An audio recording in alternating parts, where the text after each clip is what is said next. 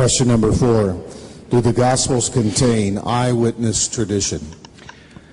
When I was a Bible-believing evangelical Christian, attending Moody Bible Institute, before I began my serious scholarship on the New Testament, before I began to read it in Greek, and before I saw what serious scholars of the world had to say about it, I was absolutely convinced that the Gospels not only contained eyewitness tradition, but that they were written by two eyewitnesses, Matthew and John, and by two people who were close companions to people who were eyewitnesses, Mark and Luke.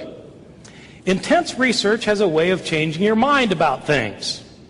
But I don't want you to think that this is a reason for you not to use your brain. Even if you are the most hardcore, Bible-believing evangelical on the planet, you surely think that God gave you a brain. Use your brain. Craig and I will agree on this. God gave you a brain to think with. Apply reason. That's why God made you a human being instead of a slug. Don't be afraid of using your intelligence to find out the truth. The truth may not be what you were taught, but if it's true, you should believe it, not run from it. As I studied more and more using my intelligence as an evangelical, but also praying about it, I became convinced that the New Testament Gospels were not written by eyewitnesses or by people who knew eyewitnesses. The first point to make is the rather obvious one that the Gospels don't claim to be written by eyewitnesses. They are all anonymous. The titles in your Gospels, the Gospel according to Matthew and so forth, were added by later editors. They were not put there by the original authors. Second point, none of the Gospels claims to be written by the person whose name it bears.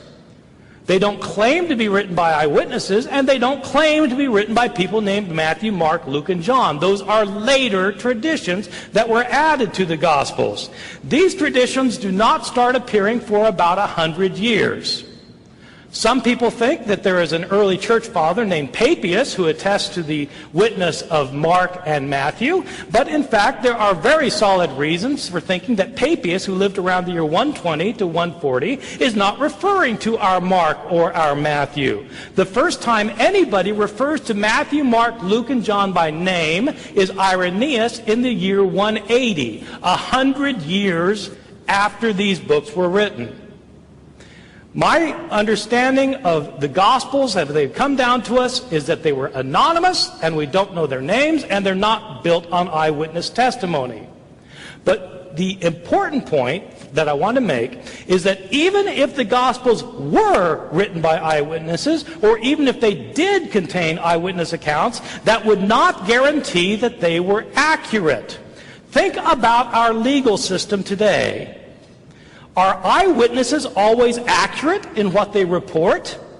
If so, why do we have trials that call in testimony more than one eyewitness?